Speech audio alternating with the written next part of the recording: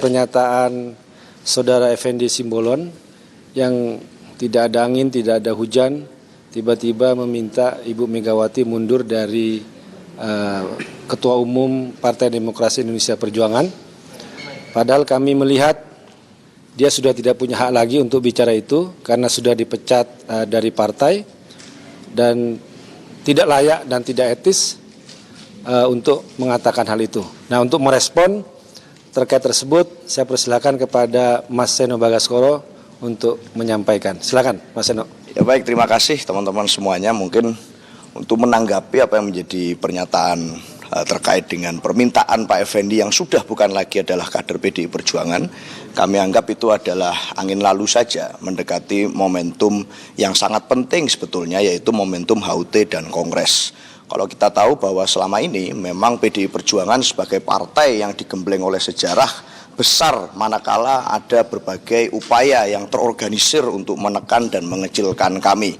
Kita lihat di tahun 98 betapa kemudian semangat itu malah berbalik, arus balik rakyat malah datang bersama menyatu dengan PDI Perjuangan pada saat kami dikuyo-kuyo oleh berbagai pihak yang mempunyai kekuasaan.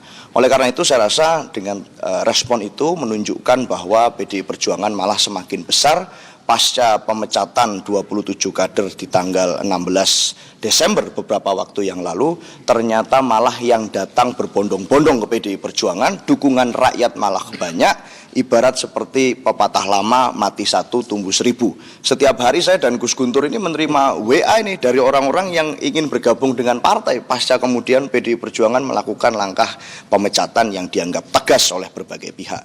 Oleh karena itu mungkin dengan semangat itu mendekati momentum ulang tahun ke-52, ada banyak orang-orang yang tidak suka dengan menguatnya PDI Perjuangan tersebut, sehingga mereka berusaha melakukan cara-cara mengecilkan. Sorry, cara-cara seperti itu malah membesarkan kami. Itu. Tapi kan kemarin sebetulnya Pak Effendi itu bilang mundurnya atau minta Bu Mega untuk mundur itu sebagai aksi untuk menghormati rakyat terkait kasus Harun Masiku dan juga Sekjen PDIP Hasto Kristianto. Dan Pak Effendi juga sempat menyebut harusnya PDI Perjuangan ini melakukan restrukturisasi atau regenerasi dan mengganti ketua umum. Itu tanggapannya seperti apa? Ya, saya rasa itu tidak ada kaitannya ya. Artinya berusaha disambung-sambungkan dengan cocok logi yang tidak ada kaitannya sama sekali. Kenapa? Kalau bicara menghargai suara aspirasi rakyat, PDI Perjuangan ini partai yang sangat demokratis, yang mendengarkan suara dari bawah, dari pengurus. Nah, permohonan dari kader partai untuk meminta Ibu Profesor Dr. Haja Megawati Soekarno Putri untuk kembali menjadi ketua umum partai itu datang dari Rakernas, yang semuanya kemudian merupakan perwakilan dari kader-kader di daerah yang menyatakan permohonan kepada Ibu Megawati untuk berkenan menjadi ketua umum kembali. Artinya ini malah adalah bentuk dari kami semuanya mendengarkan aspirasi dari bawah, menghormati suara akar rumput, yang mana itulah yang membesarkan partai. Jadi kalau dibilang harus ada apa, ada perubahan, ada apa, ini malah suara yang mengkhianati suara mayoritas kader partai yang waktu itu meminta agar Ibu Megawati berkenan menjadi ketua umum kembali. Jadi buat kami sekali lagi ini seperti angin lalu saja di tengah momentum menjelang HUT. Gus Guntur, ya, mungkin. Sudah cukup. Oh gitu ya. Itu di Kongres. Internal PDI itu tidak setuju akan hal itu ya? Ya, nanti kita akan bicarakan semua persoalan internal kan di Kongres. Jadi HUT besok adalah momentum konsolidasi bertemu kembali dengan menyatu dengan rakyat. Makanya kita lakukan dengan sederhana dan akan diikuti di seluruh Indonesia dari Sabang sampai Merauke.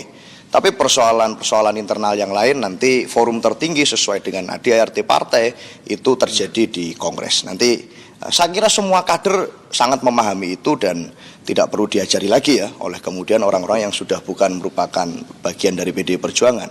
Harusnya sebagai yang senior-senior yang dulunya pernah bersama dengan kita harusnya tahu ada mekanismenya gitu. Nah, dan mekanisme itu adanya di Kongres. Jadi kita akan bahas itu nanti di sana.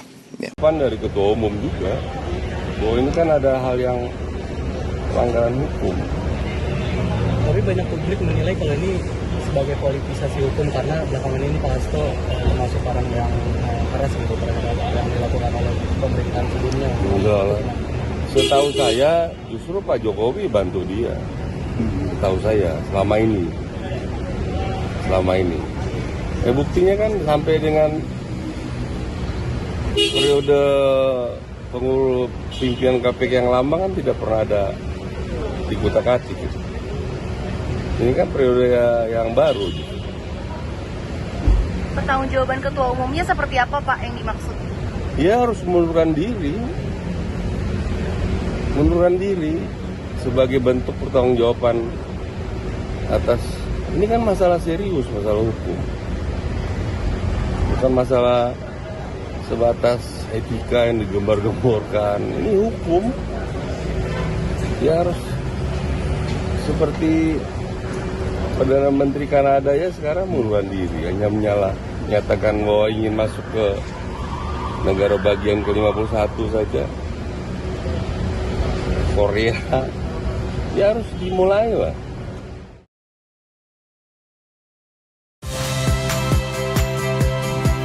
Saya Cynthia Rompas. Saksikan program-program Kompas TV melalui siaran digital, pay TV, dan media streaming lainnya. Kompas TV, independen, terpercaya.